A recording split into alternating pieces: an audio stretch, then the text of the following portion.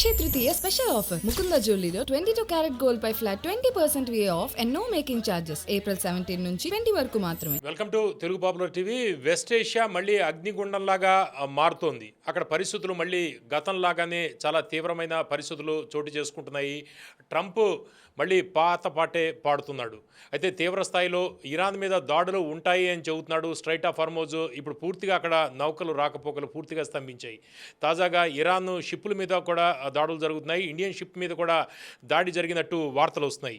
ఈ నేపథ్యంలో ఇరాన్ టాక్స్కి సిద్ధంగా లేము అని చెప్తోంది.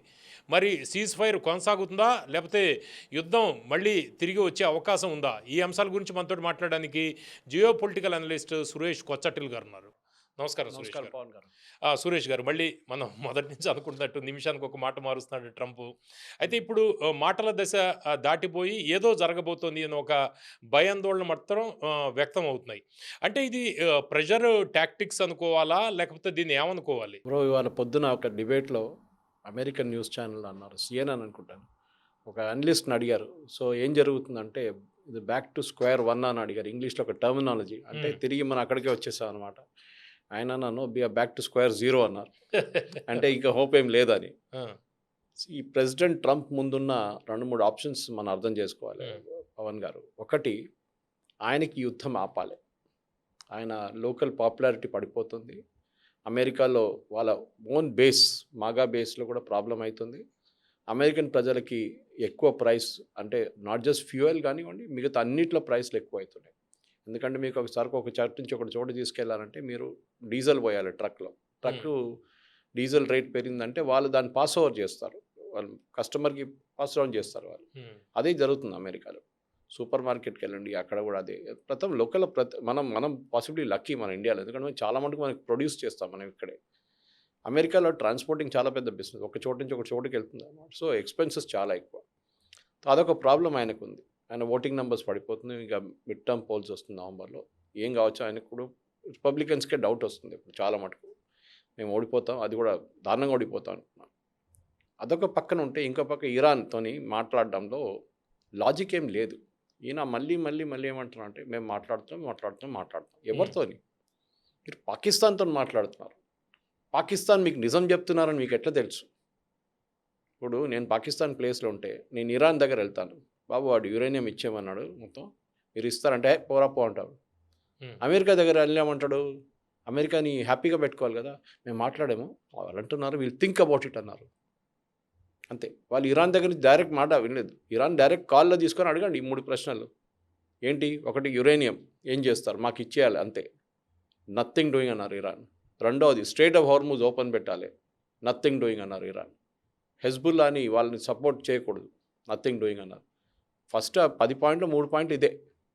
ఎక్కడున్నాం మనం 2 వారాల ముందు అక్కడే ఉన్నాం, ఇప్పుడు కూడా ఏం జరగలేదు. ఇప్పుడు ఇరాన్ షిప్పుల మీద దాడి చేయడం చాలా, ఇది ఎంత తీవ్రమైన అది అంత పెద్ద దాడి జరగలేదు. యాక్చువల్లీ ఓన్లీ మైనర్ ఫైరింగ్ జరిగింది అది. ఎందుకంటే వాళ్ళకి తెలుసు ఎక్కువ పెద్ద కొడితే ఒకటే, అది 2 ఇండియన్ షిప్స్ కాదు యాక్చువల్లీ, ఇండియన్ ఫ్లాగ్ షిప్. అది ట్రంప్ నిన్న చెప్పారు, ఒకటి యూకేది ఒకటి ఫ్రాన్స్ది అంట ఆ షిప్లో. యాక్చువల్లీ ఒరిజినల్ దాని పేరు మార్చుకొని ఫ్లాగ్లు పెట్టేశారు మన వాళ్ళు. ఎందుకంటే ఇండియన్ ఫ్లాగ్ అంటే వాళ్ళు ముట్టరు, ఇండియన్ పేర్లు అంటే వాళ్ళు ముట్టరు అనుకున్నారు. కానీ వాళ్ళ మీద వచ్చి దాడి చేశారు. మనం కూడా ప్రొటెస్ట్ చేశాం. దాని వ్యతిరేకంగా ఇరానియన్ అంబాసిడర్ని పిలిపించి ఎక్స్టర్నల్ అఫేర్స్ మినిస్ట్రీలో ఒక ప్రొటెస్ట్ నోట్ ఇచ్చాం మనం. ఇదేంటి మా మీద దాడి చేస్తున్నారు, మిమ్మల్ని మేము సహాయం చేస్తుంటే మీకు మెడిసిన్స్ పంపించాం, మీకు అది బియ్యం పంపించాం, మీకు గోధుమలు పంపించిన తర్వాత మా మీద దాడి చేస్తున్నారు ఏంటని. అక్కడ ఏం జరుగుతుందంటే పవన్ గారు, ఐఆర్జీసీలోనే ఒక స్ప్లిట్ అయింది ఇప్పుడు. చీలిక ఉంది డెఫినెట్గా. ఎందుకంటే ఒక విభాగం ఏమో ఇది యుద్ధం ఇట్లనే పొడిగించి తీసుకెళ్దాం, అమెరికాని ఫినిష్ చేద్దాం, అమెరికాని ధ్వంసం చేద్దాం అంటాం. వాళ్ళకి రియల్ తెలియదు అమెరికా పవర్ ఏంటి. మనం ఏదైనా కానీ ట్రంప్ మాటలు పక్కన పెట్టండి, అమెరికా నేవల్ పవర్ కానీ ఎయిర్ పవర్ కానీ ఈవెన్ ఆర్మీ వాళ్ళు యూసేజ్ ఉంటాయి, ల్యాండ్ ఫోర్సెస్, దే ఆర్ చాలా పెద్ద పవర్ వాళ్ళు. అది మనం అంగీకరించాల్సింది. మనం ఎంత ఇజ్రాయేలీ ఎయిర్ ఫోర్స్ని ఎంత అంగీకరిస్తామో అమెరికన్ ఎయిర్ ఫోర్స్ కూడా అంతే బాగుంటుంది. వాళ్ళు అంత బాగా పనిచేస్తారు వాళ్ళు. అంటే సురేష్ గారు, మనం ఎంతైనా కూడా మనం చూసాం కదా, అసిమెట్రిక్ వార్ఫేర్ తోటి వీళ్ళు ఇరాన్ వాళ్ళు తేలిగ్గా కొట్టగలిగారు కదా. అది ఎన్ని రోజులు Trump asymmetric warfare seize fire announce చేయకుండా ఇంకొక వారం నడిపిస్తే ఇరాన్ వచ్చి మీ కాలు మీద పడుతుండే.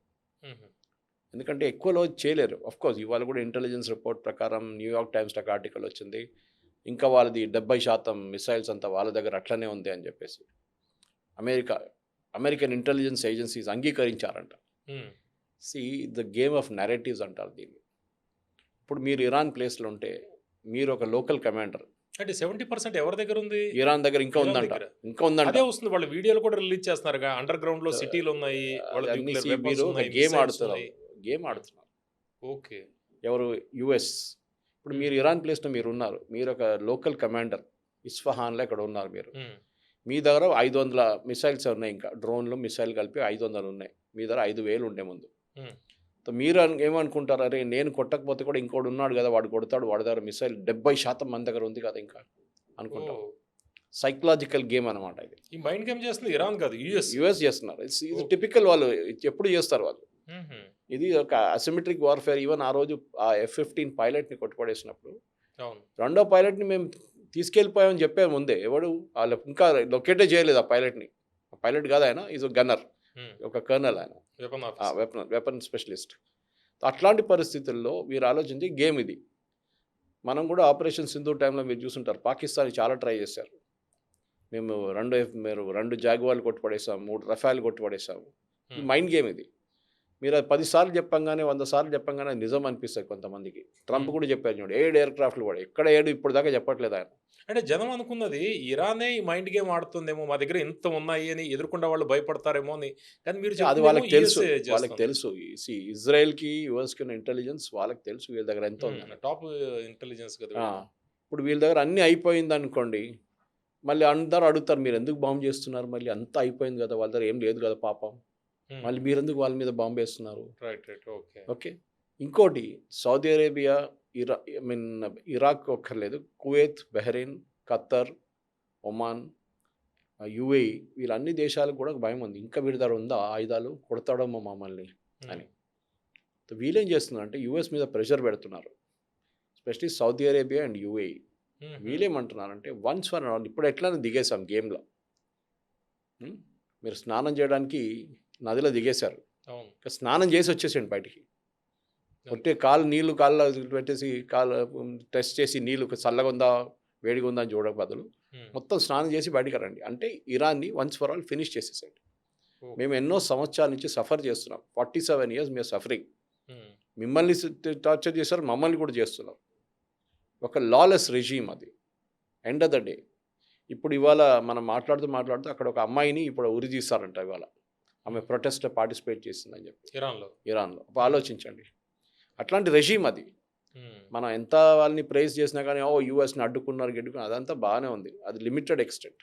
అంటే సురేష్ గారు, ఇప్పుడు ట్రంప్ ఇప్పుడు లేటెస్ట్గా చెప్తుంది పవర్ ప్లాంట్లు, ప్రతి బ్రిడ్జి నేలమట్టం చేస్తామని చెబుతున్నాడు. ఇది స్ట్రైక్ సీరియస్ సిగ్నల్స్ అనుకోవాలా, లేకపోతే నెగోసియేషన్ టాక్టిక్స్ అనుకోవాలా? దీనికన్నా ముందు కూడా చేశాను కదా ఆయన, నేను మొత్తం మిమ్మల్ని సివిలైజేషన్ లేకుండా చేస్తాను. అవును, దానికన్నా ముందు ఆయన ఈ పవర్ ప్లాంట్ థియరీ పెట్టిండు, ఒకసారి మీకు గుర్తుంటుంది. పవర్ ప్లాంట్లు, బ్రిడ్జ్లు, రోడ్లు ఏముండదు మీకు అని చెప్పేసి. సో అదే రిపీట్ చేస్తున్నారు ఆయన. అయితే మీరు చెప్పినట్టు ఈ సివిలైజేషన్ నాగరికత మొత్తం లేకుండా చేస్తా అని చెప్పి ఒక్కసారి యూటర్న్ తీసుకుని సీజ్ ఫైర్ ప్రకటించాడు. సరే, సో ఆయన ఎట్లా అర్థం చేసుకోవాలి? ఎందుకంటే ఆయనకి డొమెస్టిక్ ప్రెషర్ చాలా ఎక్కువ. నేను చెప్పాను చూడండి, ఈ యుద్ధం ఎట్లా ఆపాలి, ఎట్లా ఆపుతారు? మీరు మాట్లాడితే కదా ఆపేది, లేకుంటే సీజ్ ఫైర్ ఆపర్చునిటీ ఇచ్చిన తర్వాత వాళ్ళ దగ్గర మాట్లాడి వాళ్ళ దగ్గర ఒక ఒప్పందం తీసుకొని okay now we have agreed అని చెప్పొచ్చు. కానీ ఈ ఒప్పందంకి వీళ్ళిద్దరు ఇంత గ్యాప్, చాలా పెద్ద గ్యాప్ ఉంది వీళ్ళ నడుమిట్లో. అంటే మొన్న చేసినట్టే మళ్ళీ ఇప్పుడు రిపీట్ అయ్యే అవకాశం ఉందా? అదే అవుతుంది. నాకు అర్థం కావట్లేదు వీళ్ళు ఎవరితో మాట్లాడుతున్నారు, ఏం మాట్లాడుతున్నారు. ఈవెన్ అమెరికన్ ఛానల్స్ అడుగుతున్నారు. ఈ ట్రంప్ ఈ క్లెయిమ్స్ చేస్తాడు చూడండి, ఇరాన్ ఇప్పుడు నవ్వుతున్నారు. యాక్చువల్లీ ఇరాన్ ఏమంటున్నారంటే ఆయన గంటకు ఒక ట్వీట్ వేస్తాడు, మళ్ళీ గంట తర్వాత ఆ ట్వీట్ని మార్చుతాడు, ఇంకోటి చెప్తాడు, పిల్లి నల్లదని పిల్లి తెల్లది అంటాడు. మళ్ళీ ఇదే ప్రాబ్లం నడుస్తుంది ట్రంప్తో. మేము ఇరాన్తో మాట్లాడుతున్నాం, చాలా బాగా జరుగుతుంది డిస్కషన్స్. మళ్ళీ అంటాడు మీరు సంతకం పెట్టకపోతే ఎల్లుండి నేను బాంబు వేసేస్తాను, ఫినిష్. ఇంత బాగా నడుస్తున్నప్పుడు మళ్ళీ ఎందుకు bomb? So there is no deal, only psych చేస్తున్నారు వాళ్ళని. ఓకే, ఈయన మీకు గుర్తుంటుంది ఫస్ట్ యుద్ధం మొదలైన తర్వాత 2 వారాల తర్వాత ఏమన్నాడు, మేము ఇరాన్లో ఉన్న లీడర్షిప్తో మాట్లాడుతున్నాం. ఆ పాత లీడర్షిప్ కాదు, వాళ్ళందరూ పోయారు కదా, అక్కడ కొంతమంది ఉన్నారు, they are very good to us, చాలా ప్రొఫెషనల్ మనుషులు, వాళ్ళతో మాట్లాడతాను. స్పీకర్ గురించి చెప్పాడు. వాళ్ళకి డౌట్ వచ్చింది ఇప్పుడు, ఒకరిని చూసుకుంటాడు మీటింగ్లో కూర్చొని, వీడైనా ట్రంప్ ఏజెంటు, వీణ వేసుకుందాం ఇవాళ అని Hmm. ఐఆర్జీసీ వాడు చూస్తుంటాడు. Hmm. ఇది వాళ్ళ నడిమిట్లో ఒక డౌట్ క్రియేట్ చేసింది అనమాట. Hmm. ఓకే, సో డెఫినెట్గా ఏం చేయాలంటే ఇప్పుడు జరిగే ఈ పరిస్థితుల్లో ఇరాన్కి చాయిస్ లేదు. పవన్ గారు అయిపోయింది, ఫినిష్డ్. Okay, Hmm. యుఎస్ ఏం చేస్తున్నారంటే వాళ్ళు ఎసెన్షియలీ ట్రంప్ కొన్ని వర్డ్స్ యూజ్ చేశారు, మీకు గుర్తుంటుంది.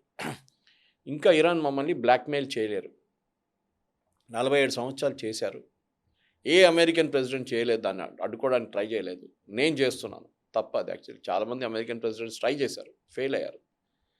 పాసిబిలిటీ ట్రంప్ ఒక ఎక్స్ట్రీమ్ లెవెల్ దాకా వెళ్తున్నాడు ఇక. Oh. Okay, once for all finish చేసేద్దాం. నేను చెప్పిన అనాలజీ అది. ఎట్లైనా నదిలో దిగేసాం, Hmm. చెరువులో దిగేసాం, స్నానం చేసి వెళ్దాం ఇక మొత్తం. ఆ అంటే పరిస్థితి. ఒకవైపు డెలిగేషన్ పంపిస్తున్నాడు ట్రంప్, మరోవైపు థ్రెడ్స్, డబుల్ స్ట్రాటజీనా ఇది? అవును, ఆయన అంటారు నేను పంపించాను, నేను ఇంత మంచి మనిషి చూడండి, నా ఎంత పెద్ద హార్ట్ చూడండి, ఐ మిస్టర్, దానికోసం అన్నాను నేను, నో లాంగర్ మిస్టర్ నైస్, నేనే మిస్టర్ నైస్ అంట ఆయన అంటున్నారు. Hmm. నేను మిస్టర్ నైస్ కాదు ఎనీమోర్, నేను బాంబులు వేసేస్తాను ఇక.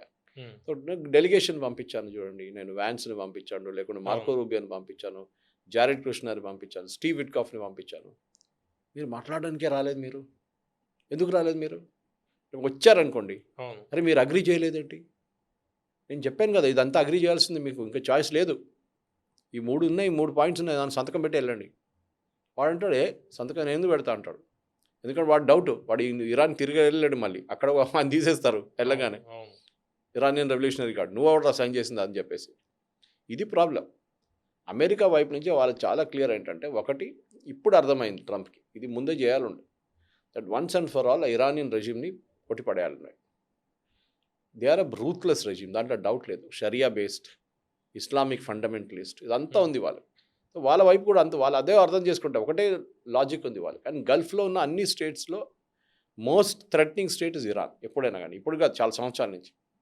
ఫస్ట్ సద్దాం హుసేన్ వీళ్ళతో ఒక పోరాటం జరిగింది, అవును.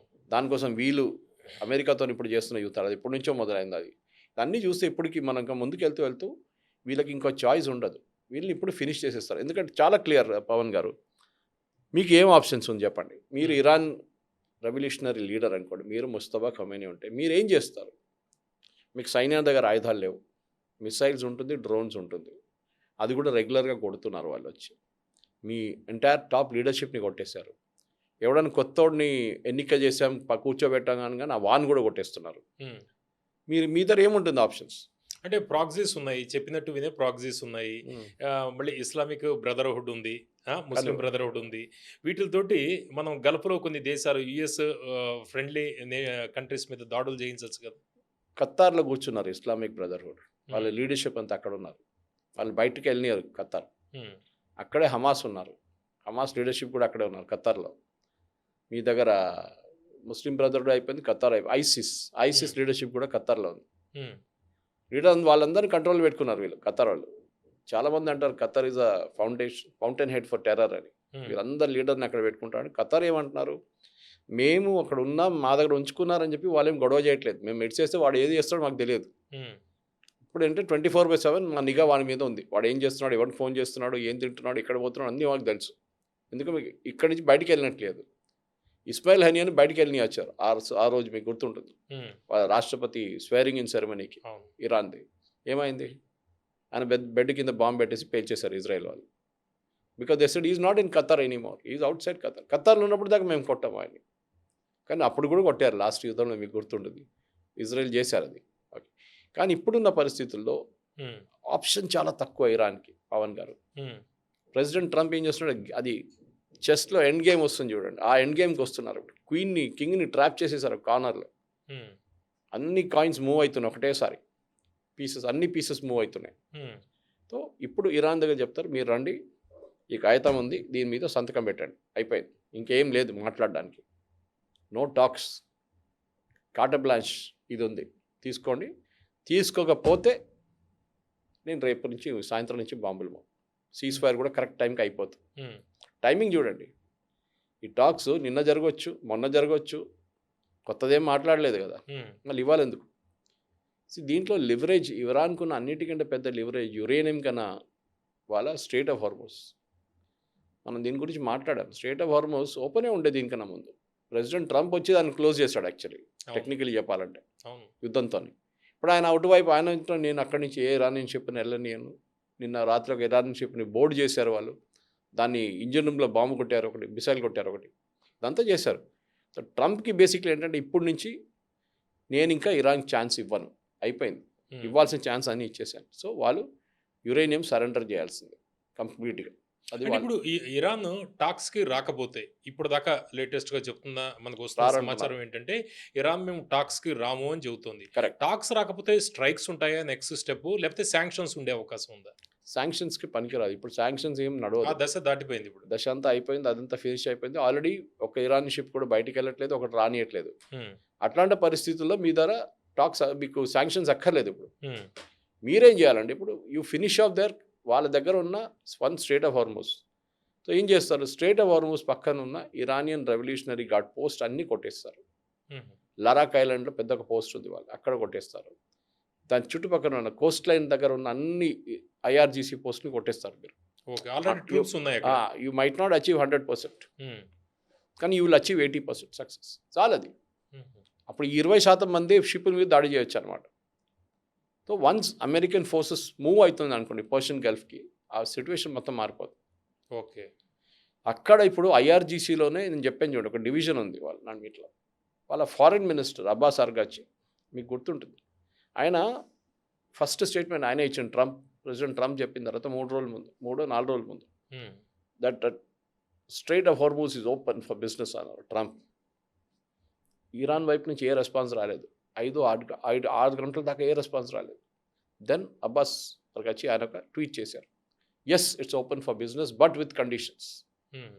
ఇది మా ఐఆర్జీసీ వాళ్ళతో కోఆర్డినేట్ చేసుకొని బయటికి వెళ్ళాలి మీరు, లేకుంటే లోపలికి రావాలి. ఆయన ట్వీట్ చేసి వితిన్ హాఫ్ అన్ అవర్ ఆయన junior deputy foreign minister statement issue చేసి ఆయన కూడా ట్వీట్ చేశారు, that strait of Hormuz is closed. Okay, within half an hour IRGC ఇంకో ట్వీట్ చేశారు, strait of Hormuz is closed. అదే రోజు అజర్బైజాన్ నుంచి సీనియర్ లెవెల్ డెలిగేషన్ వచ్చారు, వారు ఫారిన్ మినిస్టర్ వీళ్ళందరూ వచ్చారు. వాళ్ళు వచ్చినప్పుడు వాళ్ళని స్వీకరించింది ఈ deputy foreign minister, not the foreign minister. Asim Munir వచ్చినప్పుడు ఎయిర్పోర్ట్కి వెళ్ళిన మనిషి అయినా 2 రోజుల ముందు 3 రోజుల ముందు.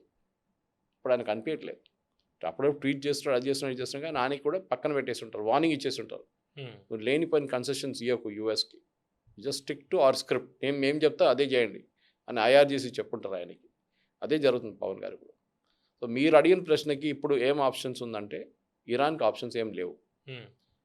ఒకటే ఆప్షన్ ఏంటంటే వాళ్ళు యురేనియం మీద కొంచెం పీరియాడిసిటీ పొడిగించుకోవచ్చు. జేసీపీ అగ్రిమెంట్ చేసినట్లనే ఒబామా అడ్మినిస్ట్రేషన్తో అదే అగ్రిమెంట్ ప్రకారం మీరు మీ ప్యూరిటీని తగ్గించేస్తాం, 3.67 3.5కి తీసుకొస్తాం, మా డొమెస్టిక్ యురేనియంకి సరిపోతుంది అది ప్లాంట్కి, మిగతాది మేము ఒక ఫ్రీజ్లో పెట్టేస్తాం, దాని ప్యూరిటీ తగ్గించేస్తాం, లేకుంటే దాన్ని కన్సాలిడేట్ చేసి రష్యాకి ఇచ్చేస్తాం, రష్యా వాళ్ళ ద్వారా పెట్టుకుంటారు. దీనికి ససేమిరా అంటున్నారు, వీళ్ళు ఒప్పుకోవట్లేదు వీళ్ళు ఇరాన్ వాళ్ళు. ఇది దాంట్లో వాళ్ళకి ఏం నష్టం లేదు, ఆలోచించండి, నష్టం ఏమీ లేదు. యురేనియం యూఎస్కి వెళ్ళిందా, వెళ్ళలేదు, రష్యా దగ్గర ఉంది. ఇప్పుడు మేము పెట్టుకొని కూడా ఏం చేయలేము ఆ యురేనియం, అదంతా ఎక్కడో కింద పడి ఉంది, వాళ్ళు బాంబ్ చేశారు అప్పుడు జూలైలో, దాని తర్వాత కనిపించట్లేదు అది. So we cannot do anything. So అక్కడే అమెరికా కాంట్రడిక్షన్ వస్తుంది పవన్ గారు. అమెరికా యుద్ధం స్టార్టింగ్లో ఏమన్నారు, ఇరాన్ యురేనియం ప్యూరిఫై చేస్తున్నారు, ఇంకా 60%, 50%, 60%కి వచ్చేసారు. యురేనియం ఎన్రిచ్మెంట్ ఆపాలి అని మీరు అంటున్నారు, మేము కొట్టిన యురేనియం అంతా ఎక్కడో కింద బేస్మెంట్లో పడుందని, మరి అటు ప్యూరిఫై ఎట్లా చేస్తున్నాడు? ఇది అడగట్లేదు ఎవరు, మీరే అన్నారా, your own contradict one way saying వాళ్ళ యురేనియం ఎక్కడ లేదు, మొత్తం కొట్టిపడేసే కింద పడింది, డస్ట్ అయిపోయిందని. మళ్ళీ మీరు అంటారు వాళ్ళు ప్యూరిఫై చేస్తున్నారని, which you stick to one point, అది లేదు, ఆ ప్రాబ్లం ఉంది వాళ్ళ దగ్గర. సో ప్రెసిడెంట్ ట్రంప్కి ఏమైపోయిందంటే ఇప్పుడు లాస్ట్ ఆయన ఎడ్జ్కి వచ్చేసాడు, ఇక్కడి నుంచి ఆయన పడితే కింద పడతాడు, క్లిఫ్లో ఎడ్లో కూర్చున్నాడు అనమాట, మౌంటైన్లో కొండపైన, అక్కడి నుంచి కింద పడతాడు. ఇక ఆయనకి ఇంకా ముందుకు వెళ్ళాల్సిందే, ఆప్షన్ లేదు ఇంకా. సో పాసిబ్లీ ఏముంటుంది, ఇప్పుడు దాకా డిసైడ్ చేసి ఉంటారు ఒక ప్లాన్ ఆఫ్ యాక్షన్. ఫస్ట్ తప్పు ఆయన ఏం చేశారంటే లెబనాన్ ఇజ్రాయెల్తోని సీజ్ఫైర్ చేయించింది పెద్ద తప్పు. ఆయనేమనుకున్నాడు దాంతో ఇరాన్ హ్యాపీ అయిపోతారు, మేము చెప్పిన మాటలంతా వింటారని, కానీ జరగలేదు. ఇజ్రాయెల్ ఏమంటున్నారు, సీజ్ఫైర్ బాగానే ఉంది, కానీ మా మీద దాడి చేశారని కూడా మేము కొడుతున్నాను నిన్నటి నుంచి. మాకు సీజ్ ఫైర్ ఉన్నది లెబనాన్తో, ఇరాన్తో మాకు సీజ్ ఫైర్ లేదు. యూఎస్ పెట్టుకున్న సీజ్ ఫైర్, అవును. మాకు సంబంధం లేదు దాంతో.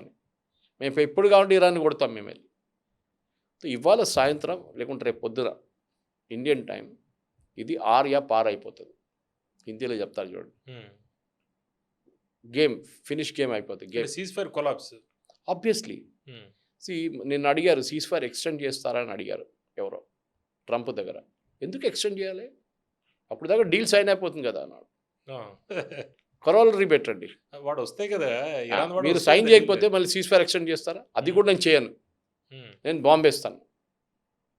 సో సీజ్ ఫైర్ అనేది లేదు, ఇట్స్ నాట్ పాసిబుల్. ఒకవైపు you will face bombing or you will sign an agreement. ఇది రెండే ఆప్షన్స్ ఉన్నాయి మీ ముందు.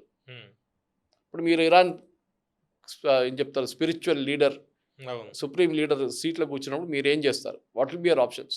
మా ప్రజలందరినీ చంపేస్తాడు ట్రంప్, అన్ని ఎలక్ట్రిసిటీ ప్లాంట్స్ కొట్టేస్తాడు, పవర్ ఉండదు, హాస్పిటల్స్ నడవవు, స్కూల్స్ ఉండవు, ఇంట్లో హీటింగ్ ఉండదు, కోల్డ్ సాయంత్రం పూట ఏసీ ఉండదు, ఏం పని చేయదు. ఏం చేస్తారు? Complete infrastructure. ప్రజలు వస్తారు, రోడ్డు మీకు వచ్చి ప్రొటెస్ట్ చేస్తారు, అప్పుడే ప్రాబ్లం వస్తుంది అనమాట. సో ఈ ఐఆర్జీసీలోనే వీళ్ళు స్ప్లిట్ పాసిబుల్ ప్లాన్ చేస్తున్నారు. సిఐఏ వాళ్ళ కొంతమంది లీడర్ని పిలిపించుకొని, చూడు ఇది ఆగకపోతే మేము మీ మీద బాంబు వేసేస్తాము, లేకుంటే యుద్ధం ఆగిందనుకోండి మిమ్మల్ని తీసుకెళ్ళి క్రిమినల్ కోర్టులో వేసేస్తాం మేము, మీరు ఇంతమందిని చంపారని చెప్పేసి. నీకు ఆప్షన్ ఉంది, ఇప్పుడు నువ్వు మా వైపు వచ్చేసే, ఒక తోడు ఒక 2,000 మందిని తీసుకురా. ఇప్పుడు ఆ ఇరానియన్ సొసైటీలో ఒక స్ప్లిట్ జరుగుతుంది.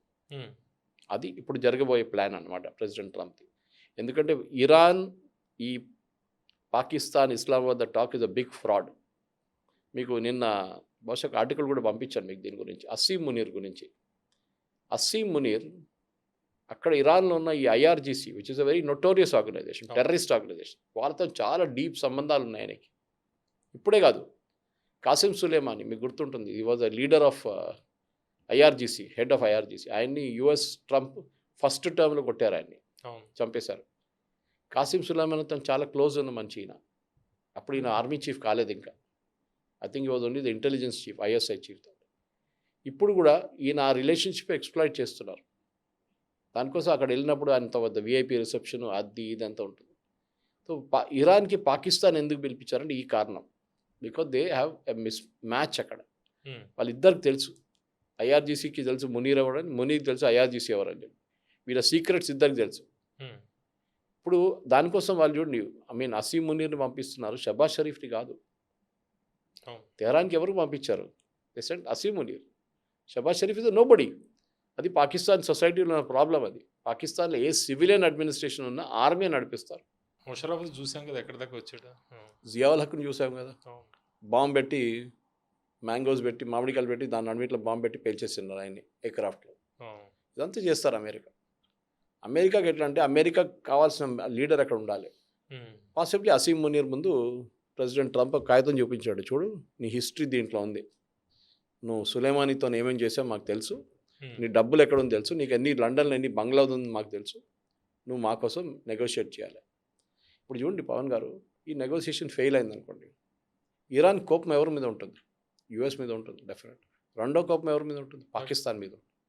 సురేష్ గారు, ఇప్పుడు ఇది పాకిస్తాన్ యాంగిల్ మనం మాట్లాడితే, ఈ ఓవరాల్గా ఈ టాక్స్ వల్ల, ఈ మీడియేషన్ వల్ల, ఇరాన్ యుఎస్ వార్ మీడియేషన్ వల్ల వీళ్ళ గెయిన్ ఏంటి పాకిస్తాన్కి? క్రెడిబిలిటీ. మీరు ఒక టెర్రరిస్ట్ ఆర్గనైజేషన్గా ఉన్నప్పుడు, టెర్రరిస్ట్ సపోర్టింగ్ స్టేట్గా మిమ్మల్ని చెప్పినప్పుడు, డబ్బులు లేని దివాలా అయిన స్టేట్ ఉన్నప్పుడు, కంట్రీ ఉన్నప్పుడు మీరేం చేస్తారు? మీకు క్రెడిబిలిటీ ఉండాలి. లోకంలో 10 మందికి మీ పేరు తెలియాలంటే మేము చేసాము ఇది అని. దానికోసం ఒమాన్ పక్కన జరిగిపోయారు, టర్కీ పక్కనే జరిపారు, ఈజిప్ట్ అన్నారు మేము రాము ఈ టాక్స్కి, మాకు కుదరా బాబు ఇది అన్నారు. అందుకే వాళ్ళకి తెలుసు ఇది ఎట్లా ఎండ్ అవుతుంది. కానీ పాకిస్తాన్కి వాళ్ళని ఎవరు అంగీకరించట్లేదు. వాళ్ళని ఇదొక ఐడియల్ ఆపర్చునిటీ. అండ్ ట్రంప్కి ఏం చెప్తారు, అసీం మునీర్కి చాలా క్లోజ్ కాంబినేషన్. వాళ్ళ రిలేషన్షిప్ చాలా క్లోజ్. ఎందుకంటే అసీం మునీర్ చాలా డబ్బులు ప్రెసిడెంట్ ట్రంప్ కొడుకు కంపెనీలో పెట్టిండు, క్రిప్టో కరెన్సీ కంపెనీలో చాలా పెద్ద పెట్టుబడి పెట్టిండు దాంట్లో. సో అదొకటి నడుస్తుంది రెగ్యులర్గా. సో ఆ రిలేషన్షిప్తోనే ట్రంప్ ఇంత క్లోజ్ అయిపోయాడు అసీం మునీర్తో. Is very good guy, fantastic guy, అది ఏది ఫైల్గామ్ చేపించిన మనిషి ఈయన. ఇది సేమ్ చాప్, టెర్రరిజంలో నంబర్ 1 ఆయన. కానీ ట్రంప్కి ఏం ప్రాబ్లం లేదు టెర్రరిస్ట్ ఉంది, అప్పుడు ప్రాబ్లం లేదు. ఇరాన్ టెర్రరిజంతోనే ప్రాబ్లం ఉంది. ఉమ్, సిరియాలో ఒక $10-20 మిలియన్ రివార్డు ఉన్న ఒక టెర్రరిస్ట్ని తీసుకొచ్చి రాష్ట్రపతి చేశాడు ట్రంప్ అక్కడ. అప్పుడు ప్రాబ్లం లేదు. ప్రాబ్లం ఇప్పుడే ఉందన్నమాట. సో ఇప్పుడు ఇరాన్కున్న ఈ మనం ఆప్షన్స్ చూస్తే ఏం లేదు, ఆప్షన్స్ లేవు వాళ్ళకి. నేను చెప్పింది 3 ఆప్షన్స్లో యురేనియం పార్షియల్ హ్యాండ్ ఓవర్ అదొకటి జరగవచ్చు. మీరు హెజ్బుల్లాని సపోర్ట్ చేయొద్దంటే హెజ్బుల్లా అంగీకరించారు. హెజ్బుల్లా అంటారు మాకు అక్కర్లేదు, మీరెవరు, మేమే చేసుకుంటాం, మేము మొత్తం లెబనాన్ టేక్ ఓవర్ చేసుకుంటారు. ఇవి ఏం చేస్తారు మీరు? ఓకే, మీ మీద దాడి చేస్తూ ఉంటారు ఇరాన్ మీద. ఇరాన్ సొసైటీలోనే ఇప్పుడు ఒక చాలా పెద్ద డివిజన్ నడుస్తుంది. ఒకటి అమెరికాతో మాట్లాడి ఒప్పందంగా, అంటే ఏ ఒప్పందం చేసేసాను, ఈ యురేనియం లేకుండా కూడా మనం బతకొచ్చు కదా, ముందు బతికితే కదా మనం ఎంజాయ్ చేసేది అదంతా. రేపు వాడు చంపేస్తే మళ్ళీ ఏముంటుంది? సుప్రీం లీడర్తో పాటు 40 మంది కమాండర్లు పోయారు కదా, అవును, వాళ్ళ లైఫ్లో ఏమేమి ప్లాన్ చేసుకుని మొత్తం పోయింది ఒకటేసారి. ఆ తర్వాత కూడా చాలా మంది పోయారు కదా. అదేంట. So you should be there to enjoy the fruits of life. అది లేదు మీరు మీ దేశాన్ని పెద్ద దేశం చేస్తారు, అది చేస్తారు, ఇది చేస్తారు. ఈవెన్ ట్రంప్ ఈస్ సేయింగ్ ఇరాన్ని చాలా ప్రాస్పరస్గా చేసేస్తాం, second largest gas and oil reserves వాళ్ళ దగ్గర ఉంది, అది ఎక్స్ప్లాయిట్ చేయలేకపోతాం, మనం ఎక్స్ప్లాయిట్ చేసిస్తాం వాళ్ళకి. ఇది Trump strategy. Oil end of the day ఆయన ఆయిల్ లేని ఏ కంట్రీకి వెళ్ళాడు. అవును, కానీ వీళ్ళ ట్రాక్ రికార్డ్ ఎట్లయిపోయిందంటే ఒక గవర్నమెంట్ మార్చి ఇంకో గవర్నమెంట్ తీసుకురావాలంటే మ్యాసివ్ ఫెయిలియర్. యుఎస్ ఒక్కటి కూడా కరెక్ట్గా చేయలేకపోయారు వారు. రెజ్యూమ్ చేంజ్ అన్నాడు. ఆఫ్ఘనిస్తాన్, ఇరాక్, లిబియా, సిరియా, ఇప్పుడు ఇరాన్, ఈ 4 కంట్రీస్, ఇంకా చాలా ఉన్నాయి కానీ ఈ 4 కంట్రీస్ మేజర్ కంట్రీస్ తీసుకుంటే ఒక్క ప్లేస్లో కూడా స్టెబిలిటీ రాలేదు. అక్కడ మంచి గవర్నమెంట్ ఉండే, మంచి గవర్నమెంట్ అంటే కరప్ట్ ఉండొచ్చు, ఏదో డిక్టేటర్షిప్ ఉండే కదా, సద్దాం హుస్సేన్ ఉండే, అక్కడ ముమ్మార్ గద్దాఫీ ఉండే, అట్లా బాగా నడుస్తుంది. సరే వాళ్ళు డెస్పాటిక్, డిక్టేటర్లు, మర్డరర్స్ అన్నీ ఉన్నాయి, కానీ మీరేం చేశారు దాని తర్వాత? దానికన్నా వరస్ట్ సిచ్యువేషన్కి వెళ్ళిపోయాయి కదా. ఇప్పుడు రాష్ట్రపతి ఉందంటే ఇరాక్లో ఉందంటున్నారు, వాడు ఎవడరా అంటే తెలియదు అంటున్నారు. లిబియాలో కూడా అదే సంగతి, ఫ్యాక్షన్స్ కొట్టుకుంటున్నారు. ఇక్కడ 100 మంది చనిపోతారు, అక్కడ 100 మంది చనిపోతారు. సిరియాలో ఒక టెర్రరిస్ట్ని తీసుకొచ్చి రాష్ట్రపతి చేశారు, నేను చెప్పాను దీనికన్నా ముందు కూడా మీకు. అది అక్కడ ఇవ్వడం బట్టి అక్కడ కూడా అక్కడ ఇజ్రాయెల్ వచ్చి ఒక 20% ఆక్యుపై చేసుకున్నారు. టర్క్ అటువైపు నుంచి ఇంకొక 20% ఆక్యుపై చేసుకున్నారు. ఈయనకు పవర్ లేదు, ఏం లేదు. సిరియన్ ఆర్మీ ఉందంటే అది మన అసాద్ ఫ్యామిలీ వాళ్ళ ఆర్మీ, వాళ్ళు వీళ్ళు ఆర్డర్ తీసుకోరు, అది ఇంకో ప్రాబ్లం. ఇరాక్లో సద్దాం హుస్సేన్ ఉన్న తర్వాత ఇప్పుడు ఐసిస్ ఇవన్నీ ప్రపంచానికే చాలా పెద్ద తలనొప్పిగా తయారైపోయింది అక్కడ పరిస్థితులు. ఇరాక్ అదే కదా జరిగింది. ఇప్పుడు ఇరాక్లో చూడండి, ఇప్పుడు ఐసిస్ ఉంది, ఐసిస్ ఫుల్ ఫామ్ కూడా అదే కదా, Khorasan, and it becomes like that. వాళ్ళది ఇరాక్ వాళ్ళపై వైపు నుంచి ఉంటుంది అది. అక్కడ మీరు చెప్పినట్టు ముస్లిం బ్రదర్హుడ్ ఉంది, అక్కడ వాళ్ళ డివిజన్ అక్కడ ఉంది, ఒక ఫ్రాంచైజీ ఆఫీస్ ఉంది అక్కడ. సేమ్ విత్ అల్ఖైదా, వాళ్ళ ఫ్రాంచైజీ ఆఫీస్ ఉంది. ఇప్పుడు జరుగుతున్న దాడిలో మీరు చూసుంటారు, మొన్న ఖత్తర్ మీదనో ఎవరి మీద దాడి చేశారు. వీళ్ళు అన్నారు మేము చేయలేదే అన్నారు, ఇరాన్ వీళ్ళు చేశారు. వీళ్ళంతా ఇరానియన్ ప్రాక్సీస్, వీళ్ళు కూడా చిన్న చిన్న ప్రాక్సీస్ వీళ్ళు. దీంట్లో ఇరాక్లో 1/4 of the population is Shia population. వాళ్ళు ఇరాన్ మాటలే వారు వింటారు. సేమ్ విత్ లెబనాన్, హెజ్బుల్లా వాళ్ళే షియా వాళ్ళు ఆక్యుపై చేస్తారు. వాళ్ళు అంటారు మేమే నంబర్ 1. ఈ పరిస్థితుల్లో ఇప్పుడు ప్రెసిడెంట్ ట్రంప్ మాట వినాల్సిందే, there is no other option. ఇప్పుడు ఇరాన్ ఈ టాక్స్కి రాము అని చెబుతోంది, వచ్చి గౌరవం నిలుపుకోవచ్చు కదా. అంటే వాళ్ళు ఏం చెప్పదలుచుకుంటున్నారో అది చెప్పే పరిస్థితి రాంగ్ అంటారా? వాళ్ళు రాకపోవడమే రైట్ అంటారా? అక్కడ వెళ్ళి మీరు ఏం చేస్తారు? మీరు ఆ ఒప్పందానికి ఒక 10% ఛాన్స్ ఉంటే కూడా వెళ్ళొచ్చు. మీ మెయిన్ పాయింట్స్ దాని ముందే రిజెక్ట్ చేసి పడేశారు ట్రంప్. నో ఛాన్స్, యురేనియం ఇవ్వాల్సింది చెప్పేసింది. మొదటి పాయింట్ యురేనియం ఇవ్వాలి, మూడో పాయింట్ యురేనియం ఇవ్వాలి. మళ్ళీ ఆయన అంటాడు మీరు ఇక్కడ హెజ్బుల్లాని సపోర్ట్ చేయకూడదు, హార్మూజ్ ఓపెన్ చేసిపోయాను, నేను హార్మూజ్ మాదంటారే. అదెట్లా? నువ్వు వచ్చే ముందు నేను పెట్టాను పేపర్, ఇస్లామాబాద్లో ఉంది ఒకటి, అక్కడ వెళ్ళి సంతకం పెట్టేసి ఇంటికి వెళ్ళిపో. చేయకపోతే నువ్వు వెళ్ళే ప్లేన్ కొట్టేస్తాడు, మేము ఇజ్రాయెల్కి చెప్పేస్తాం మేము, అంతే. లాస్ట్ టైం పాకిస్తాన్ వాళ్ళు ఎస్కాట్ ఇచ్చారు, అన్ని ఇచ్చారు. ఇది ఇక్కడ చాలా మట్టుకు పవన్ గారు దీంట్లో ఈవెన్ సెరీనా హోటల్ బిల్ కూడా కట్టలేదు. నేను యాక్చువల్లీ ట్వీట్ చేశాను, నేను తమాషా అనుకున్నాను, అది జోక్గా నేను ట్వీట్ చేశాను, సెరీనా హోటల్ బిల్ కట్టలేదని. చూస్తే 3 రోజుల ముందు ఆ న్యూస్ వచ్చింది. కరెక్టే, సెరీనా హోటల్లో బిల్ కట్టలేకుండా వీళ్ళందరూ వెళ్ళిపోయారు. టాక్స్ తర్వాత బిల్లు కట్టింది ఆగా ఖాన్ ట్రస్ట్. అది పెద్ద స్టోరీ. ఇంకోటి స్టోరీ, అది కూడా బిజినెస్ వరల్డ్లో వచ్చింది మొన్న. ఏదో ఆరాఫేరా పేపర్లో రాలేదు. బిజినెస్ వరల్డ్‌లో వచ్చింది. పాకిస్తాన్ రూలింగ్ ఎస్టాబ్లిష్మెంట్‌కి ఆగా ఖాన్ ట్రస్ట్‌కి ఎంత క్లోజ్ సంబంధం. ఆగా ఖాన్ గారు చనిపోయారు. ఇప్పుడున్న అవును. The last Agha Khan passed away. వాళ్ళకి ఇక్కడ హైదరాబాద్ అకాడమీ ఉంది. అన్నీ ఉన్నాయి వీళ్ళకి. అవును. ఇండియాలో కూడా వాళ్ళు చాలా మటుకు ఫాలోవర్స్ ఉన్నారు ఆయనకి. ఉమ్. కానీ వాళ్ళు పాకిస్తాన్ గవర్నమెంట్ కోసం డబ్బులు కట్టారు ఆలోచించండి. అంటే ఏదో ఒక రిలేషన్షిప్ ఉంది వాళ్ళ నడుమిట్లని. ఇదే ఆగా ఖాన్ పాకిస్తాన్లో ఉన్న హబీబ్ బ్యాంక్ అనే ఒక బ్యాంక్ ఉంది, మీకు గుర్తుంటుంది. పెద్ద కాన్స్పిరసీలు వచ్చారు, బీసీసీఐ కాన్స్పిరసీ. అప్పుడు ఓ. ఆవిని సస్పెండ్ చేశారు యూఎస్ వాళ్ళు, ఫైన్ వేశారు వాళ్ళ మీద. One of the main promoters was Aga Khan family. ఇండియాలో HDFC bank one of the biggest promoters ఒక టైంలో ఆగా ఖాన్ ఫ్యామిలీ ఉంది. DCB bank same. చాలా ఉన్నాయి అట్లా చెప్పుకుని పోతే. There are big stories behind it. Anyway, దానికి దీని యుద్ధానికి సంబంధం ఉందంటే ఉంది. మీరు బిల్లు ఎందుకు కట్టారు? పాకిస్తాన్ కోసం మీరు ఎందుకు బిల్లు కట్టారు? మీకు పాకిస్తాన్ ఎస్టాబ్లిష్మెంట్తో సంబంధం ఏంటి? ఇది అడగాల్సింది. ఎనీవే, అది ఇండియన్ గవర్నమెంట్ ప్రశ్నించాల్సింది. ఎందుకంటే ఇక్కడ ఉన్న బ్యాంక్లో వాళ్ళకి స్టేక్ ఉందంటే యూ షుడ్ డెఫినెట్లీ ఆస్తాం. ఇక్కడ వాళ్ళు ఎడ్యుకేషనల్ ఇన్స్టిట్యూషన్ సెటప్ చేస్తే మీరు అడగాల్సిందే, ఎందుకు మీరు పాకిస్తాన్ గవర్నమెంట్ సపోర్ట్ చేస్తున్నారు? ఆగా ఖాన్ సొసైటీ, ఆగా ఖాన్ ట్రస్ట్, ఏదైనా కానివ్వండి. ఇప్పుడు మనం తిరిగి దీనికి డిబేట్కి వచ్చినప్పుడు, ఈ పాకిస్తాన్లో జరగబోయే ఇవాళ సాయంత్రం చేరుకుంటున్న యుఎస్ డెలిగేషన్లో ఎవరు ఉంటారు? వైస్ ప్రెసిడెంట్ వస్తారా? మార్కో రూబియో వస్తారా? Or Jared Kushner and Steve Witkoff ఎట్లానే వస్తారు? ట్రంప్కి వీళ్ళ మీద విశ్వాసం లేదు. ఎవరు? వైస్ ప్రెసిడెంట్ మీద నమ్మకం లేదు, అండ్ స్టీవ్ విట్కాఫ్ మీద కూడా నమ్మకం లేదు. Sorry, Steve Witkoff and Jared Kushner ఉండాలి. కానీ వీళ్ళిద్దరు, మార్కో రూబియో వస్తే కానీ, వైస్ ప్రెసిడెంట్ వాన్స్ వస్తే కానీ నమ్మకం లేదు ప్రెసిడెంట్ ట్రంప్కి. వీడు ఏదైనా ప్రైవేట్గా సంబంధం ఏదో చేసుకుంటాడు, అక్కడ వెళ్ళి డీల్ చేసుకుంటాడు, వీళ్ళిద్దరిని కూర్చోబెడతారు. మా వాళ్ళే కదా వీళ్ళిద్దరు. ఇప్పుడు son in law and one is business partner. అందుకే 21 అవర్స్లో అప్పుడు టాక్స్ అప్పుడు అన్నిసార్లు ఫోన్లు చేయడానికి కూడా కారణం అదే. సో ట్రంప్కి ఇప్పుడు చాలా మటుకు is reached an end point. యుద్ధంలో పాసిబ్లీ రేపు సాయంత్రం కల్లా ఒక వచ్చేస్తారు. There is one situation that will happen. అది మోస్ట్లీ బాంబింగ్గా ఉండొచ్చు. కరెక్ట్గా సీజ్ ఫైర్ కూడా ఎండ్ అయిపోతుంది. చూడండి డేట్ ఎట్లా పెట్టారు. ఫ్రైడే జరపలేదు, సాటర్డే జరపలేదు చర్చలు, కరెక్ట్గా ట్యూస్డేకి తీసుకొచ్చారు. ఎందుకంటే దాని తర్వాత సీజ్ ఫైర్ ఎక్స్పైర్ అయిపోతుంది. నేనేం చేయలేను, మీరు సంతకం పెట్టలేదు, నేను బాంబింగ్ మొదలు పెడుతున్నాను అంట. ఇది జరగబోయేది ఇదే అండి, చాలా క్లియర్. కానీ అక్కడున్న ప్రజల మనం ఆలోచించాలి, ఇరానియన్ ప్రజల గురించి కొంచెం. వాళ్ళు ఈ ఎలక్ట్రిసిటీ లేకుండా ఎన్ని రోజులు బతుకుతారు, నీళ్ళు లేకుండా ఎన్ని రోజులు ఉంటారు, ఇది మనం ఒకసారి ఆలోచించాల్సి. ఓకే సురేష్ గారు, ఇప్పుడు ఇరాన్ రెస్పాన్స్ మనం ఒకసారి ఇరాన్ యాంగిల్లో మనం మాట్లాడితే, ఇరాన్ ఎందుకు టాక్స్ తిరస్కరిస్తుంది? మీరు ఇరానియన్ సుప్రీం లీడర్ కానీ, ఇరానియన్ స్పీకర్ పార్లమెంట్, మీరు ఆయన సీట్లో మీరు కూర్చుంటే మీరు యురేనియం ఇచ్చేస్తారా యుఎస్కి? ఇవ్వరు. జేసీపీ అగ్రిమెంట్ చేసాం 2015లో, దాంట్లో మనం అగ్రి చేసాం అప్పుడు.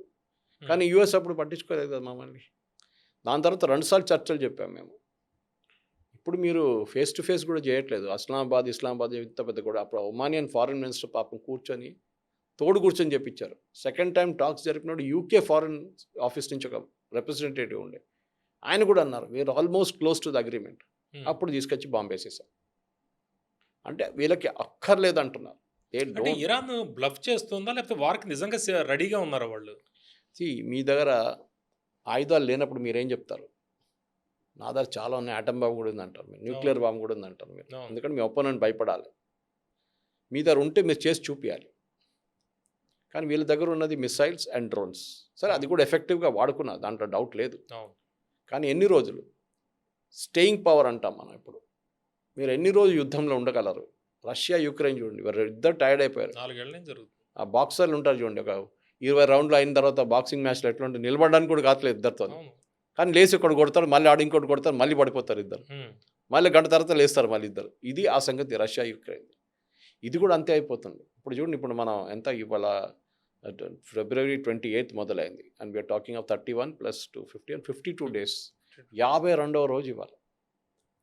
వారంలో అయిపోతుంది, 2 రోజులు అయిపోతుంది, 3 రోజులు అయిపోతుంది అన్నట్టు. 4 రోజుల్లో అయిపోతుంది మొత్తం అని చెప్పిండు. ఇప్పుడు ఏమైంది ఇప్పుడు? సో ఇప్పుడు ట్రంప్కి ఒక డిసిషన్కి రావాల్సింది. This war cannot be extended. ఒకటి డబ్బులు చాలా ఖర్చు చేస్తున్నారు. ఇరాన్ ఇంకోటి అడిగారు, మీకు గుర్తుంటుంది ఏంటి, మాకు కాంపెన్సేషన్ కావాలి, మా దగ్గర మీ అసెట్స్ అంతా, మా అసెట్స్ సీజ్ చేసి పెట్టుకున్నారు కదా, దాని నుంచి మాకు $25 బిలియన్ కావాలన్నారు. అంటే అదొక పాయింట్. అసలు మెయిన్ వీళ్ళకి ఇబ్బంది ఏంటి? న్యూక్లియర్ ఇష్యూనే ప్రధానమైన ప్రాబ్లమా? మా దగ్గర న్యూక్లియర్ వెపన్ ఉంటే హ్మ్. నన్ను ఎవడు కొట్టాడు. అంటే అడ్డంకి అదేనా ఇప్పుడు ఈ ఓవరాల్ కిమ్ టాక్స్‌లో? Jong Un is a classic example. నిన్న కూడా ఒక మిసైల్ ఫైర్ చేసిండు ఆయన. అవును. కిమ్ జాంగ్ ఉన్ని ఎవడెళ్ళి పుల్లలు పెట్టాడు. ఎవరెళ్ళి ఆయన ఏం చేయడు. మీకు గుర్తుంటుంది. ఎందుకంటే he is knows that if you do this to him, ఆయన వెళ్ళి ఏదైనా మీరు నీడ్లింగ్ చేస్తే ఆడు కొడతాడు మిమ్మల్ని. వాళ్ళ దగ్గర చేయలేదు కానీ చేయొచ్చు. ఆ థ్రెట్ ఉంది. అవును. ఇరాన్ దగ్గర ఏముంది చెప్పండి. ఈ రెజ్యూమ్ సర్వైవ్ అయ్యింది అనుకోండి, ఇదంతా అయిపోయిన తర్వాత వాళ్ళు న్యూక్లియర్ వెపన్స్ అన్ని హ్యాండ్ ఓవర్ చేసి, అంటే న్యూక్లియర్ మెటీరియల్ హ్యాండ్ ఓవర్ చేసి, మిసైల్స్ అని మేము తగ్గించేస్తాం మా ప్రొడక్షన్ అని చెప్పి హ్మ్. అంతా సంతకం పెట్టిన తర్వాత వాళ్ళు రేపు ఇజ్రాయెల్ యుఎస్ వచ్చి మళ్ళీ కొడతారు వాళ్ళు. అప్పుడు వాళ్ళు ఏం చేస్తారు? ఏం చేయలేరు. This exactly what Ukraine did. Ukraine దగ్గర ఉన్న న్యూక్లియర్ వెపన్స్ అంతా యూరోపియన్ యూనియన్ అదే నేటో కల్పించి తీసేసింది అక్కడి నుంచి వాళ్ళ దగ్గర. సరెండర్ చేయించారు రష్యా దగ్గర. రష్యా వాళ్ళ మీద అటాక్ చేసినప్పుడు వీళ్ళ దగ్గర న్యూక్లియర్ వెపన్స్ లేదు యుక్రెయిన్ దగ్గర. వాడుకోవడానికి కాదు కానీ భయపడించడానికి కూడా లేదు వాళ్ళ దగ్గర. హ్మ్. దేవర్ హెల్ప్లెస్ యుక్రెయిన్. అది చేసి పెద్ద తప్పు వాళ్ళు, కానీ చేశారు తప్పు. అది ఏం చేయలేరు. ఇప్పుడు ఇది కూడా అంతే. రేపు మీ వాళ్ళ దగ్గర ఉన్న ట్రంప్ కార్డ్ 2-3 ట్రంప్ కార్డ్స్ ఉన్నాయి వాళ్ళ దగ్గర. ఒకటి స్ట్రైట్ ఆఫ్ హార్మస్ అవును. ముందే ఓపెన్ ఉండే, మళ్ళీ మీరు ట్రంప్ వచ్చాడు యుద్ధం చేశాడు క్లోజ్ చేయించాడు. ట్రంప్ అంటాడు లేదు మేము ఓపెన్ చేయించాడు. ఏం ఓపెన్ చేయించాం? మళ్ళీ క్లోజ్ అయింది. మళ్ళీ క్లోజ్ అయింది. సో ఆ ట్రంప్ కార్డ్ తీయాలంటే గవర్నమెంట్నే తీసేయాల్సి వస్తుంది అక్కడి నుంచి. హ్మ్. యూ కెనాట్, ఎందుకంటే రేపు మళ్ళీ చేస్తాడు. ఏం గ్యారంటీ ఉంది మీకు? ఇవాళ సంతకం పెట్టి ఓకే నేను ఓపెన్ అంటాడు, మళ్ళీ 2 వారాల తర్వాత మళ్ళీ నేను క్లోజర్ అంటాడు. ఏం చేస్తారు మీరు? అంటే ఇరాన్‌కి ఈ టాక్స్‌లో ప్రధానమైన అడ్డంకి ఏంటి? ప్రధానమైన సమస్య అంటే న్యూక్లియర్ ఇష్యూ అంటారా? లేకపోతే స్ట్రైట్ ఆఫ్ హార్మోజ్ మీద కంట్రోల్ విషయమా? లేకపోతే శాంక్షన్స్ విషయమా? ఏది ప్రధానమైన సమస్య ఏంటి? లేకపోతే హర్మోజ్ లెబనాన్ విషయం ప్రాక్సీస్ విషయమా? వాళ్ళకి సర్వైవల్ మెయిన్ ప్రాబ్లం. హ్మ్. బతికి బయటపడాలి దీని నుంచి. యాజ్ మచ్ యాజ్ ఇజ్రాయెల్ అంటారు వీళ్ళు ఉండనీయకూడదు ఇక్కడ, ఈ గవర్నమెంట్ ఉండనీయకూడదు అని ఇజ్రాయెల్ ఏం అనమాట. వీళ్ళేమో మేము ఎట్లయినా దీని నుంచి బయటపడితే చాలు మాకు, మేము మళ్ళీ 2-3 సంవత్సరాలు మొత్తం బిల్డప్ చేసుకుంటాం మళ్ళీ.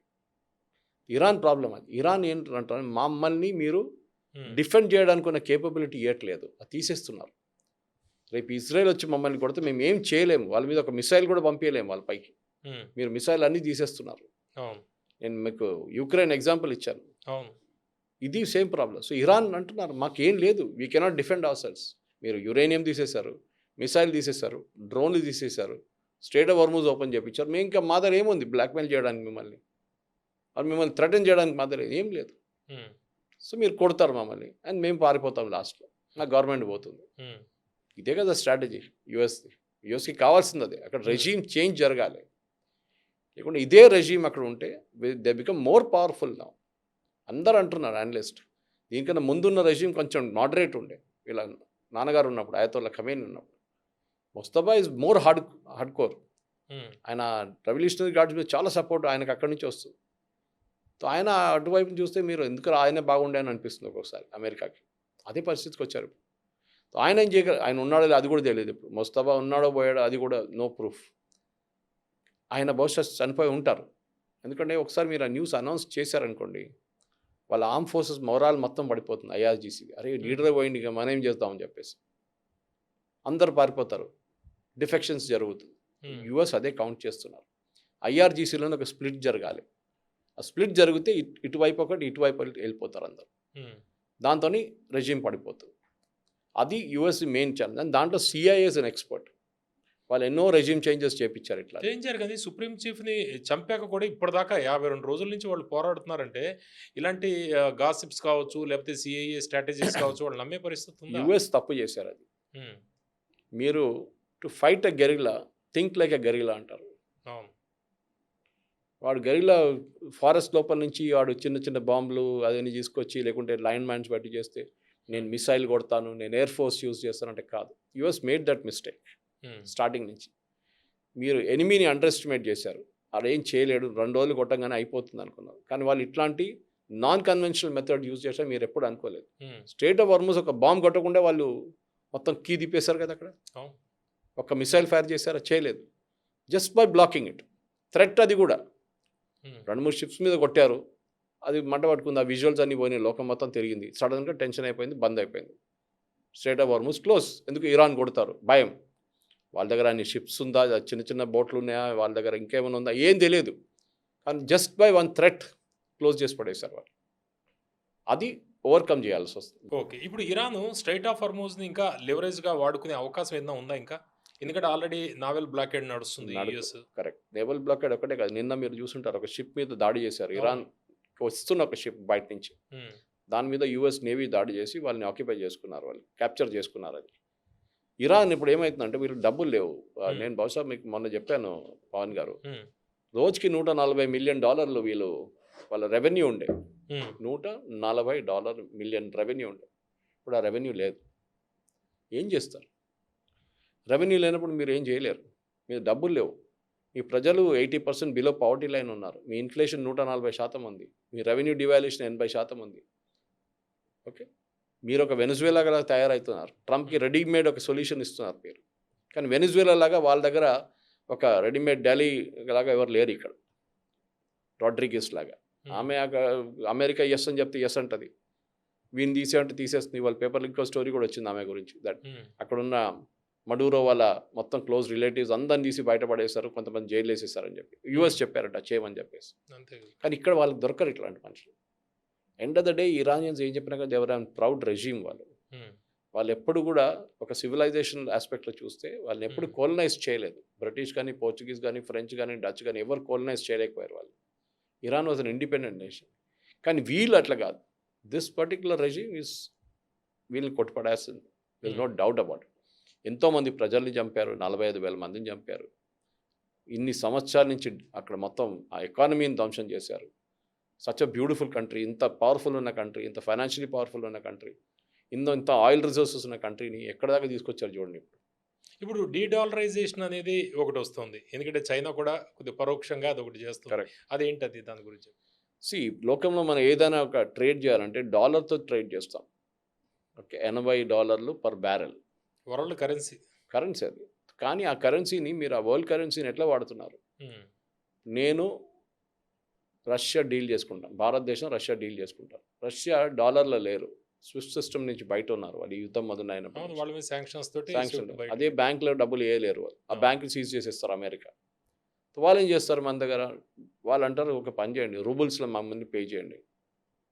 మనం అంటాం సరే, కానీ నెక్స్ట్ టైం మేము ఆధార రూబుల్స్ ఎక్కువ లేదు, రూపీలో పే చేస్తాం. ఓకే, నాకు ప్రాబ్లం లేదు, నేను కన్వర్ట్ చేసుకుంటాను, నీకు టెన్షన్ ఎందుకు? వాళ్ళు ఏం చేస్తారు మనకు తెలియక్కర్లేదు. సో ఏమవుతుందంటే సడన్గా డాలర్ డిసపియర్ అయిపోతుంది సీన్ నుంచి. ఎవరు డాలర్ గురించి మాట్లాడలేదు. అమెరికా బతుకుతుంది దాని మీదే పవన్ గారు. వాళ్ళు రేపు ఒక పెద్ద డీల్ జరగబోతుంది, ఇంటర్నేషనల్ డీల్, $500 మిలియన్ ఒక డీల్ సైన్ చేయబోతున్నారు. దాని కరెన్సీ కావాలండి అంటే ఏం చేస్తాడు వీడు? $500 మిలియన్ ప్రింట్ చేస్తాడు అమెరికా.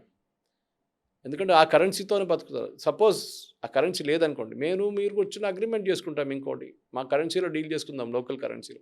దానికోసం బ్రిక్స్ అనే సెటప్ మనకు తెలుసు కదా, బ్రెజిల్, రష్యా, ఇండియా, చైనా, ఆ కంట్రీస్తోని. అండ్ ఆఫ్ కోర్స్ చేస్తున్నప్పుడు వాళ్ళు ఏమన్నారంటే bricks currency పెడతామన్నారు.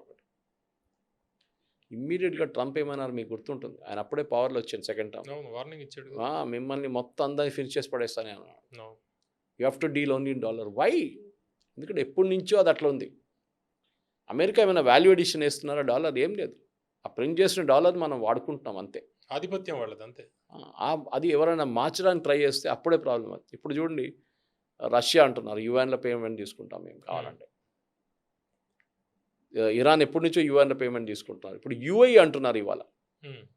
UAE has told US, మీరు మమ్మల్ని కాపాడలేకపోతే, మీరు ఇరాన్ని రెజీమ్ని కొట్టకపోతే we will deal with all countries, మేము అందరి దగ్గర నుంచి యుఎన్ పేమెంట్ తీసుకుంటాం. అమెరికా భయపడతారు ఇమీడియట్గా, అరే ఇంత పెద్ద ఆయిల్ కంట్రీ అది యుఏఈ, వాళ్ళ దగ్గర ఆయిల్ ఎక్కువ లేనా కానీ వాళ్ళ పవర్ ఎక్కువ ఉంది, వాళ్ళ ట్రేడింగ్ పవర్ ఎక్కువ ఉంది. వాళ్ళు డాలర్ వద్దంటే మళ్ళీ డ్రైమ్ మీరు డాలర్ ఎవడు అడుగుతారు? ఎవడు అడగడు డాలర్ని, మళ్ళీ చత్తర పడాల్సి వస్తుంది డాలర్ని. ఆ పరిస్థితికి వచ్చేస్తారు వాళ్ళు. సో డాలర్ని స్ట్రాంగ్గా ఉంచుకోవడం అనేది ట్రంప్ది చాలా మటుకు, ఎందుకంటే వాళ్ళ ఫైనాన్షియల్ దాని మీద బెడ్ రాక్ అంటారు ఇంగ్లీష్లో, దాని మీద ఉంటుంది అంత. సడన్గా దాన్ని తీసేస్తే ఏముండదు. రేపు నేను మనం బంగ్లాదేశ్ డీల్ చేసుకుంటాం, టాకా ఇస్తాం, టాకాలో పేమెంట్ ఇచ్చేస్తామని.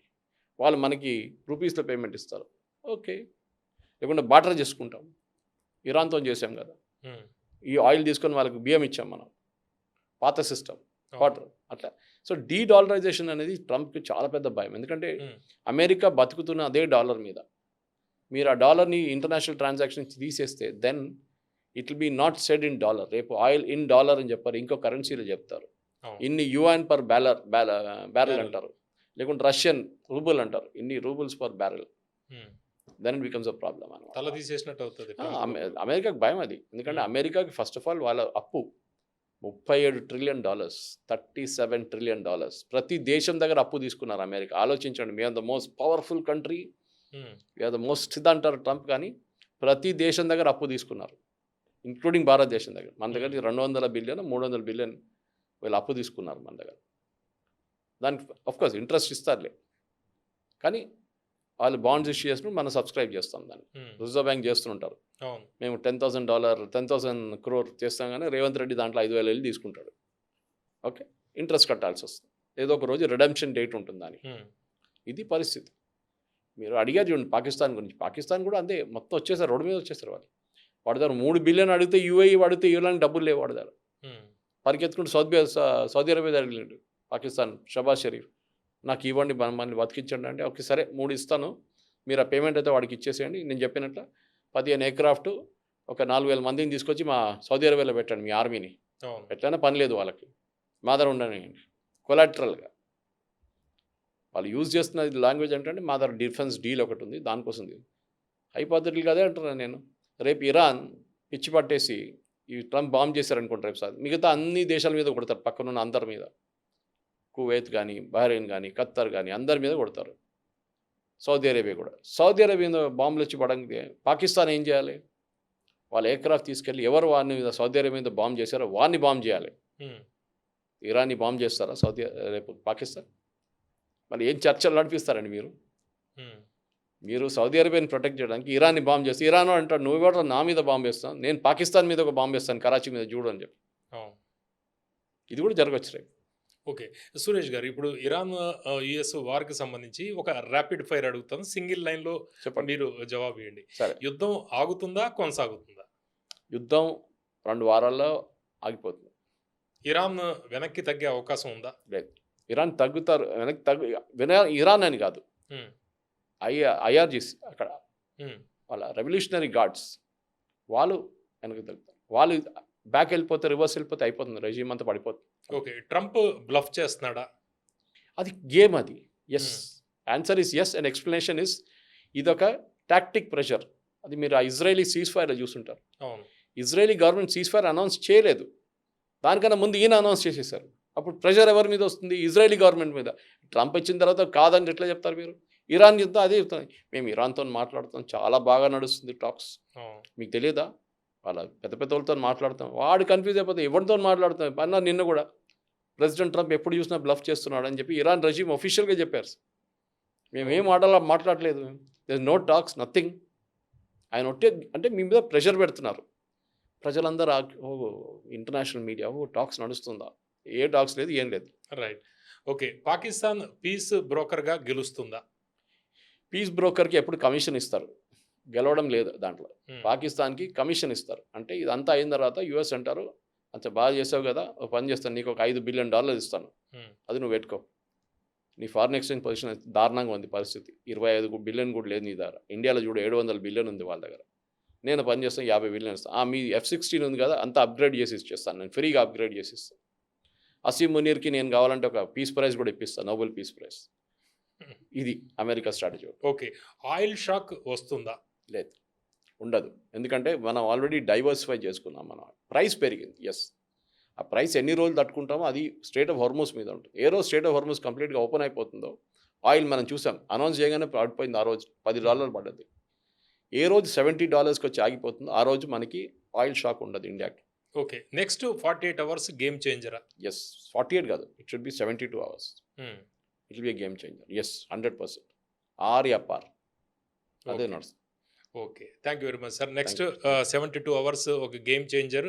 అయితే ఏం జరుగుతుంది అనేది ఈ 2, 3 రోజుల్లో పూర్తిగా ఒక క్లారిటీ వచ్చే అవకాశం ఉంటుంది అనేది సురేష్ గారు చెప్తున్నారు.